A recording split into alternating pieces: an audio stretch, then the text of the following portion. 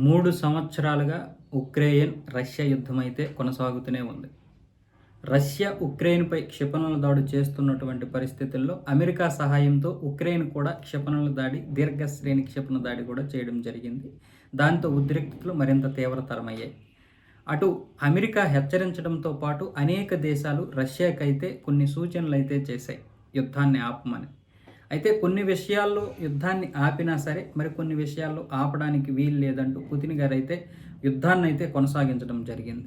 ఇలాంటి సమయంలో నిన్న మీడియా అడిగినటువంటి ప్రశ్నకి యుద్ధాన్ని ఆపుతారంటే ఖచ్చితంగా యుద్ధాన్ని అయితే ఆపుతాం, ఎట్టి పరిస్థితుల్లోనూ ఈ యుద్ధం ఆపాలనుకుంటే ఆపేస్తాం, అలాగే మేము చర్చలకు కూడా రమ్మని చెప్తున్నాం ఉక్రెయిన్ని. అయితే జెలెన్స్కీతో తప్ప మేము ఎవరితోనైనా చర్చలు చేయడానికి సిద్ధమే అని పుతిన్ చెప్పడం జరిగింది. అంతేకాకుండా ఉక్రెయిన్ దేశానికి సంబంధించినటువంటి పార్లమెంటుతోనే చర్చలు జరుపుతామని కూడా పుతిన్ చెప్పడం జరిగింది.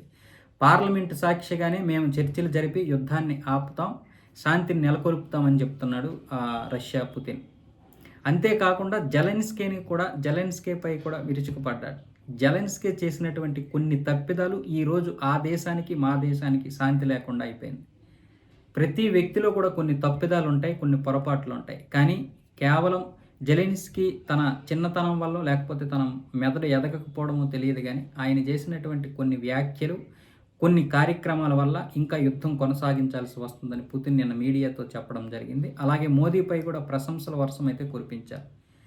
ఇప్పుడు దేశం అభివృద్ధి చెందుతూ ఉన్న దేశమే కాదు, మేక్ ఇన్ ఇండియాలో భాగంగా భవిష్యత్తులో మరో 10 సంవత్సరాల్లో భారతదేశం రూపురేఖలు మారే అవకాశాలు ఉన్నాయి. కాబట్టి నా మిత్రుడు మోదీతో కూడా మేము చర్చలు జరిపే అవకాశాలు ఉన్నాయి. భారతదేశంలో మేము పెట్టుబడులు కూడా పెడతామని కూడా చెప్పడం జరిగింది మరో ప్రశ్నకి సమాధానం ఇది. మొత్తానికి ఉక్రెయిన్ రష్యా యుద్ధం అయితే ఆగే పరిస్థితులు అయితే ఉన్నాయి.